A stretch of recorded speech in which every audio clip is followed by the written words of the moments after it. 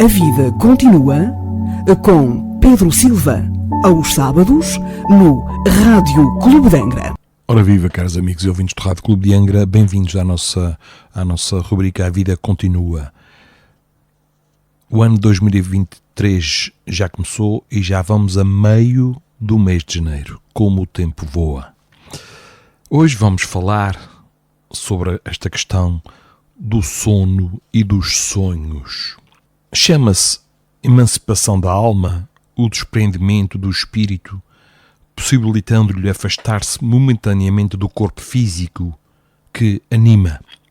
Esta emancipação da alma é fenómeno que pode ocorrer em várias situações ou circunstâncias da vida humana, entre elas o sono. O que é o sono?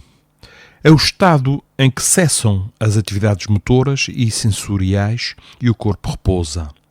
Há, de certa forma, aqui o refazer das nossas forças físicas. Mas o sono tem uma significação muito mais profunda e consequências muito mais amplas no conjunto integral da vida humana. Enquanto o corpo repousa, mantendo-se adormecido, não necessitando da presença do espírito para comunicar-lhe atividades físicas ou mentais, o espírito, liberta-se, afasta-se do corpo, reintegra-se em suas faculdades perceptivas e ativas, passando a agir à distância do instrumento físico do nosso corpo. Graças ao sono, os espíritos, nós que estamos aqui no corpo carnal, estamos sempre em relação com o mundo dos espíritos desprovidos deste mesmo corpo. Quando o corpo se entorpece, seja lá qual for a causa, sono natural ou artificialmente provocado, por exemplo, pela hipnose, o sonambulismo, pelas drogas, narcose, etc., a alma se emancipa, desprende-se parcialmente e pode entrar em relação com o plano espiritual. Allan Kardec, o codificador da doutrina espírita, formulou aos espíritos, dentro deste assunto, perguntas muito interessantes, obtendo respostas, por sua vez, sumamente instrutivas.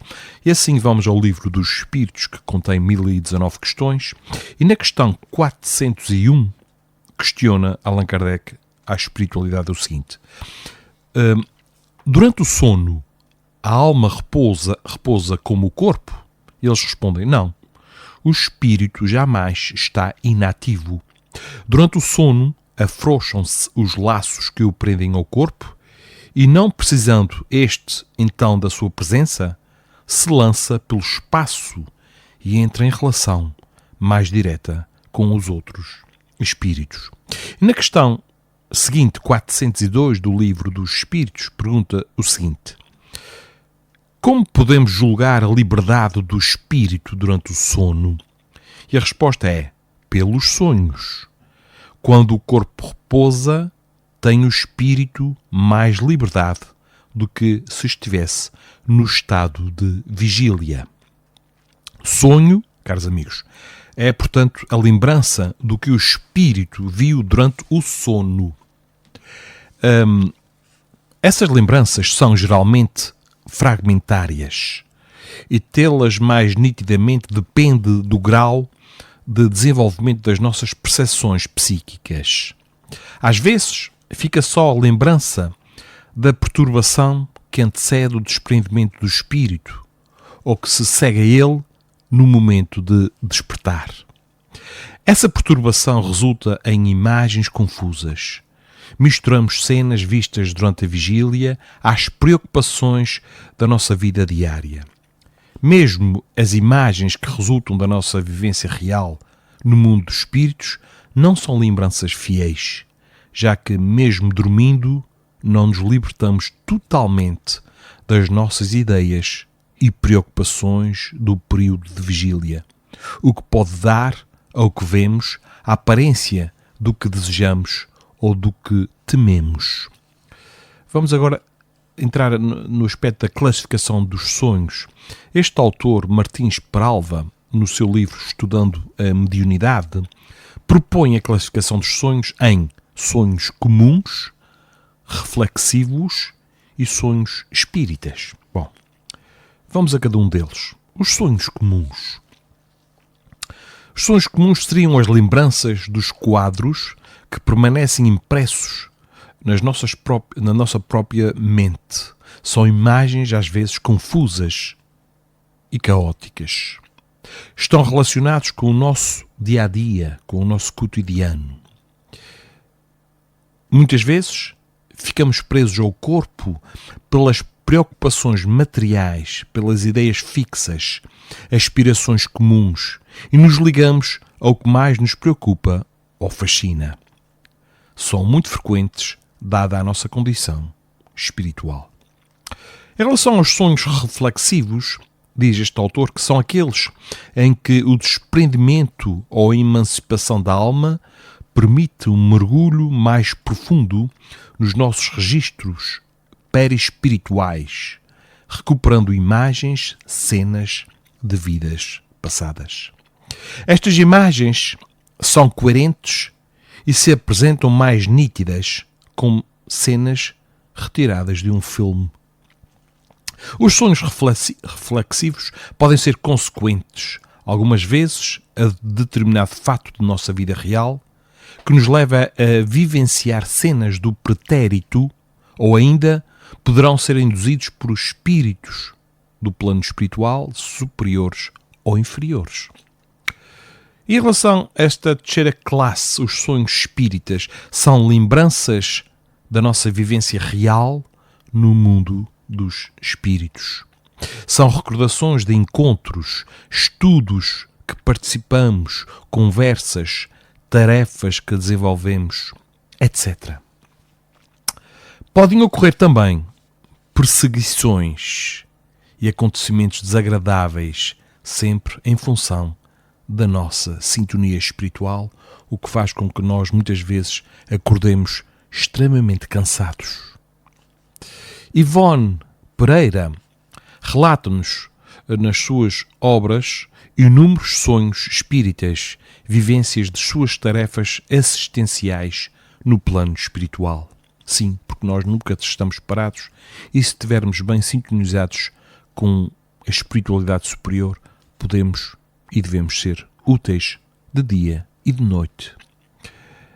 Em relação a estes sonhos onde nós cumprimos tarefas assistenciais no plano espiritual, esta autora os chama de sonhos magnéticos, por serem aqueles que registram tarefas mediúnicas.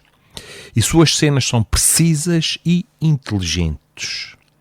Alguns revelam acontecimentos futuros, outros são revelações dos amigos espirituais, instruções ou aulas, avisos de factos ligados ao trabalho mediúnico. Aos que revelam acontecimentos futuros, Allan Kardec os chama de proféticos e temos vários exemplos na Bíblia. A leitura das obras do Espírito André Luiz poderá fornecer-nos muito material na elucidação dos sonhos. Encontramos nestes livros relatos de sonhos vistos da perspectiva dos espíritos e, através desta leitura, poderemos compreender melhor o desprendimento natural do sono físico, nossas experiências durante a emancipação da alma. Os sonhos são tão diversos e infinitas as suas modalidades que estudos profundos têm sido realizados a respeito pela ciência oficial, sem contudo encontrar explicações convincentes. Isto porque as análises e interpretações se prendem à parte física, apenas à parte física. Somente o conhecimento das leis que regem os fenómenos espíritas, principalmente o estudo deste corpo, do perispírito e das suas propriedades, irão aclarar estas informações. Nem todos os sonhos dão a ideia de libertação da alma. André Luiz, que referíamos há pouco, num dos livros ditados por ele, cujo título é Mecanismos da Mediunidade, diz que quanto mais inferiorizado o homem, mais dificuldade terá na emancipação espiritual durante o sono físico. Para o homem primitivo, o sono nada mais é que puro e absoluto refazer das energias físicas gastas durante o dia, durante a vigília. Nos primeiros estágios da evolução, o sonho seria invariável ação reflexa do nosso próprio mundo consciencial e efetivo. Da mesma forma que o sensitivo vai até o local sugerido pelo hipnotizador, a criatura sob a hipnose natural que é o sono, fora do corpo físico, vai também até ao local sugerido ou será atraída através do próprio desejo, que é o reflexo condicionado, até ao local que se lhe vincula o pensamento. Pelas informações deste autor espiritual, os nossos sonhos são agradáveis a ações construtivas que nos ligam a espíritos afins, propensos ao bem, ou a ações negativas deprimentes se a nossa sintonia for inferior. A maior ou menor emancipação da alma durante o sono está relacionada, segundo os ensinamentos dos espíritos, com o nosso grau evolutivo. No Livro dos Espíritos, na questão 403, Allan Kardec questiona o seguinte: por que é que nós não nos lembramos sempre dos nossos sonhos? Por que é que não nos lembramos? Eles respondem: em o que chamas sono, só há repouso do corpo, visto que o espírito está sempre em atividade.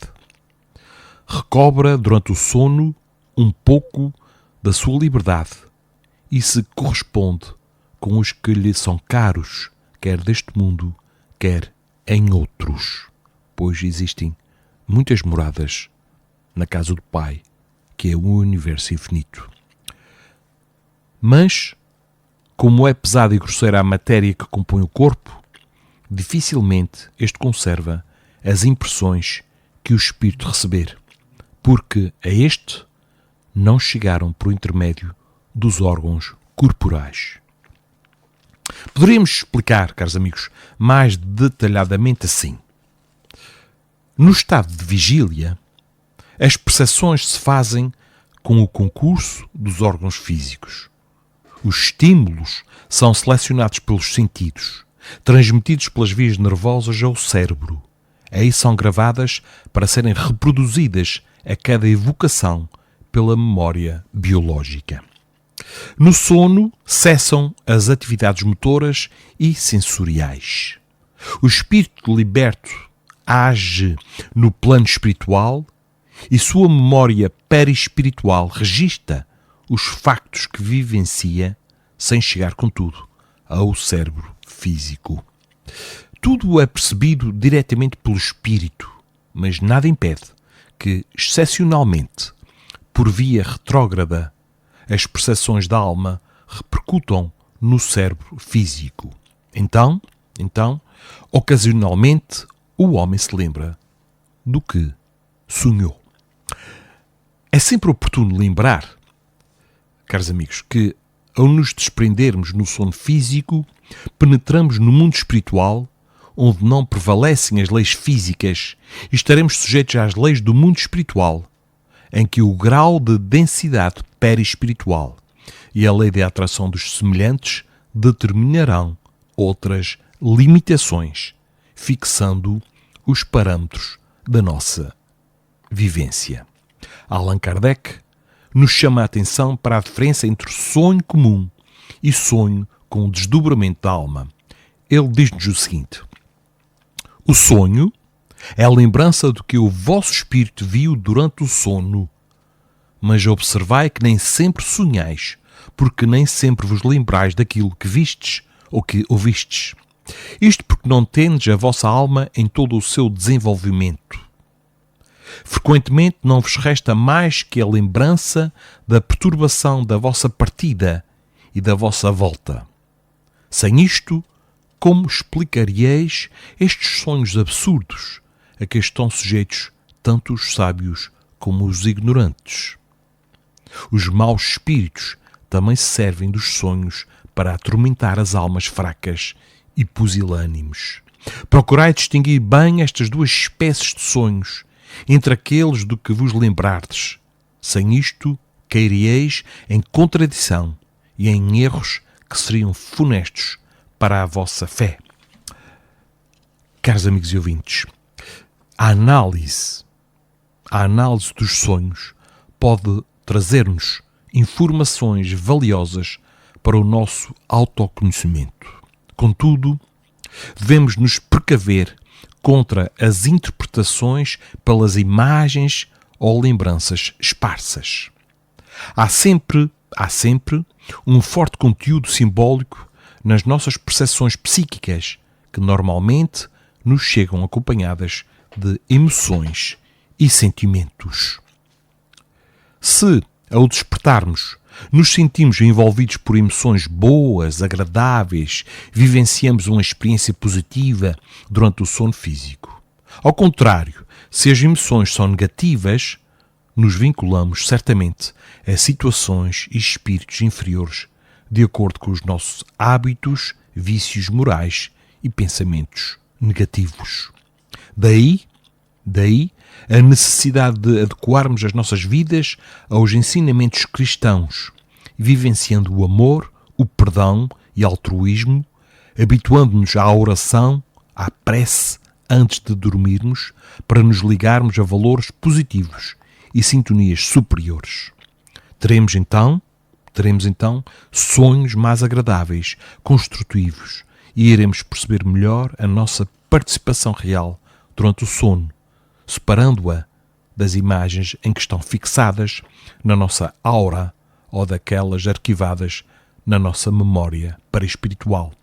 Para tal, caros amigos e ouvintes, sentados, antes de nos deitarmos e que antes que o sono nos conquiste, sentados, façamos uma prece àquele que é o amigo mais próximo de todos nós, o nosso anjo da guarda, aquele espírito mais evoluído que nós, que se comprometeu a cuidar de nós enquanto aqui estivermos, se o quisermos ouvir, é claro, porque a maior parte das vezes o esquecemos e viramos as costas e depois culpamos Deus pelas nossas desgraças, entre aspas. Por isso, antes de adormecermos, sempre que nos lembrarmos, pedirmos ao nosso anjo da guarda que, se for possível, se for do nosso merecimento, que possamos ser acompanhados para zonas agradáveis, onde possamos ser úteis, aprendendo, trabalhando no bem, mas para que tenhamos uma boa noite. A boa noite prepara-se durante o dia, com os nossos pensamentos, com os nossos comportamentos mais equilibrados. Ficamos hoje por aqui, nesta nossa rubrica, e vou-vos deixar com uma pequena mensagem que tanta falta faz no mundo atual, que é do perdão. Diz assim: o perdão real é sempre acompanhado pelo esquecimento do mal recebido. Se perdoas, porém te referes ao acontecimento, estás a vitalizar o erro. Trabalha a inferioridade pessoal que se fixa na lembrança do sofrimento experimentado e agradece a oportunidade de perdoar. Como evoluir? Como evoluir sem os testes de aprimoramento moral?